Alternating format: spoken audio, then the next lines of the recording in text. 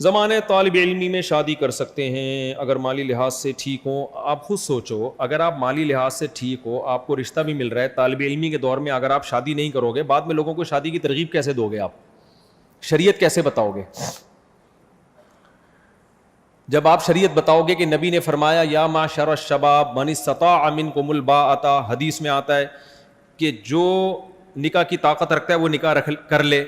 جب آپ یہ حدیث سناؤ گے تو لوگ آپ سے پوچھیں گے اچھا جب آپ میں نکاح کی طاقت تھی آپ نے کر لیا تھا یا دورہ تک ڈیلے کیا تھا؟ آپ کہو گے ڈیلے کیا تھا. کہا پھر ہم بھی ڈیلے کر رہے ہیں, پھر آپ یہ زیادہ ہمارے ساتھ فنٹر بننے کی ضرورت نہیں ہے. تو جب خود عمل نہیں کر رہے تو دوسروں کو کیسے عمل کراؤ گے؟ دیکھو میں اس کی ایک مثال دیتا ہوں. ہمارے ہاں طلبہ کیا کرتے ہیں, قرآن و سنت پڑھتے ہیں اس نیت سے کہ ہمیں قرآن سمجھ میں آ جائے, حدیث سمجھ میں آ جائے. بھائی عمل کی نیت سے پڑھو. اسلام کو فائدہ جب ہوگا جب آپ عمل کرو گے. آسان مثال دیتا ہوں, حدیث میں آتا ہے وہ شخص جو پیٹ بھر کے کھائے اس کا پڑوسی بھوکا سوئے وہ مومن نہیں ہے. اب طالب علم کے سامنے جب یہ حدیث آئے گی نا تو طالب علم کیا کرے گا؟ جامعۃ الرشید کا طالب علم اس حدیث کی پہلے عربی عبارت پڑھے گا. پہلے کیا پڑھے گا؟ عربی عبارت, کہ بھئی یہ زبر ہے, یہ زیر ہے, یہ پیش ہے. پھر دیکھے گا نحو کے لحاظ سے مبتدا کہاں ہے, خبر کہاں ہے, حال ذوالحال کدھر ہے, جار مجرور کدھر ہے, اس لحاظ سے حل کرے گا. پھر اس کی سند کی تحقیق کرے گا. پھر دیکھے گا کن کن کتابوں میں یہ حدیث ہے. پھر اس پہ پورا لیکچر تیار کرے گا. ان تمام باتوں میں سے کسی بات کا پڑوسی کو ٹکے گا بھی فائدہ نہیں ہے. نہیں آئی میرا خیال ہے بات؟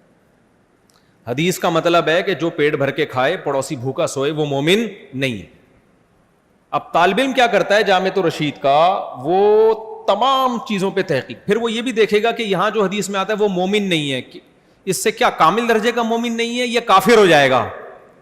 یہ بھی تحقیق کرے گا. نہیں بھئی یہ تو کفر دون کفر ہے, اس کا مطلب ہے کہ کفر کے قریب پہنچ جائے گا, نکاح نہیں ٹوٹتا اس کا, اتنا بڑا کافر نہیں ہو جاتا وہ. ساری تحقیقات پورا لیکچر تیار کرے گا. ان تمام باتوں میں کسی بات کا پڑوسی کو ٹکے گا فائدہ نہیں ہے.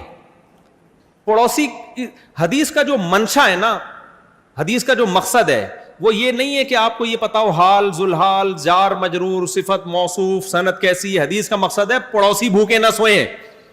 تو ایک پینڈو دیہاتی آدمی جب یہ حدیث سنے گا جس کو نہ سند کا پتا, نہ یہ پتا کہ حدیث کے راوی کون ہے, نہ یہ پتا کہ یہاں کافر ہونا مراد ہے یا کامل درجے کا, وہ جا کے کیا کرے گا؟ اچھا یار پڑوسی کو روٹی کھلا دے گا. تو حدیث کا مقصد جو ہے وہ حاصل کر دے گا وہ جاہل آدمی. کیا خیال ہے؟ تو اسی طرح یاد رکھو جب ہمارے طلبہ کے سامنے یہ حدیث آتی ہے نا کہ اے نوجوان ہو تم میں جو نکاح کی طاقت رکھتا ہے نکاح کر لے, اس کا مقصد کیا ہے؟ اس طالب علم کو بھی زنا سے بچانا, اس جوان کو.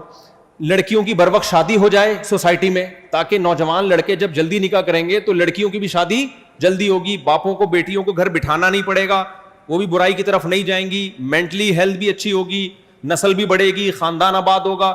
جب گروتھ ریشو بڑھے گا مسلمان قوم پاورفل ہوگی, جوانوں کا ریشو بڑھ جائے گا, بوڑھوں کا ریشو کم ہو جائے گا. تو ہر لحاظ سے امت اسٹیبل ہوگی, کمانے والے زیادہ اور کھانے والے کم. آپ نے کیا کیا؟ ایک عامی آدمی کو جب ہم یہ حدیث سناتے ہیں, وہ غریب آدمی رکشہ چلاتا ہوگا وہ اپنے بیٹے کی شادی کر دیتا ہے کہ کوئی بات نہیں, اس کو وہ فائدے حاصل ہو جاتے ہیں, ان کی بچیاں بھی نبڑ جاتی ہیں ان کے خاندانوں کی. لیکن جب جامعۃ الرشید کے طالب علم کے سامنے یہ حدیث آئے گی تو کہے گا یہ حدیث بخاری میں بھی ہے مسلم میں بھی ہے, تو پہلے تو یہ متفق علیہ حدیث ہے. امتحان میں اگر آ گیا کہ یہ حدیث کہاں کہاں ہے تو میں بتا دوں گا بخاری میں بھی ہے اور مسلم میں بھی متفق علیہ حدیث ہے.